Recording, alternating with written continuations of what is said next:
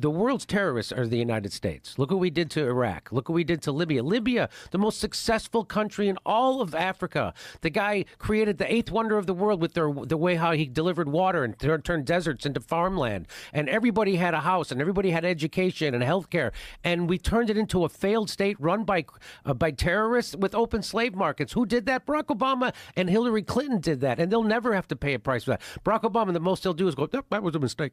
Now, why did they get rid of Gaddafi? Because he was going to start a currency of Africa just for that was going to compete with the U.S. dollar and the euro. And they can't have that because the way the United States controls the world is because the United States dollar is the reserve currency of the world. So that's why they can put sanctions on all these countries. And so what they're doing, which they shouldn't do, they're weaponizing the U.S. dollar. And so like when countries want to trade with each other, they have to go take their currency, change it into U.S. dollars so they can trade. And a lot of it was based on the petrodollar, which, by the way, Saudi Arabia just quit. They didn't renew it. I don't know if you heard about that. Yeah, I did hear about that. So, and all of a sudden, CBS News is starting to do news stories about how Saudi Arabia was involved in 9/11. All of a sudden, 24 years later, all of a sudden, oh, you know what? Turns out there was something happened.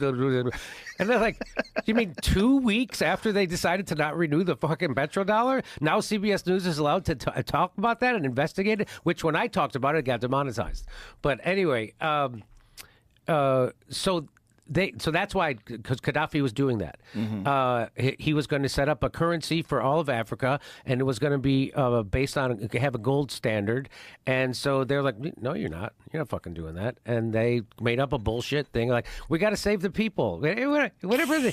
You guys, they don't give a fuck about the people in America.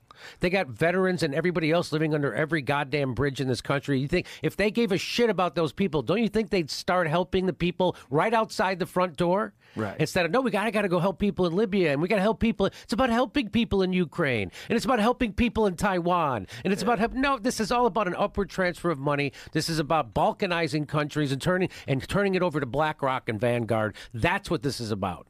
Yeah. And we'll be right back.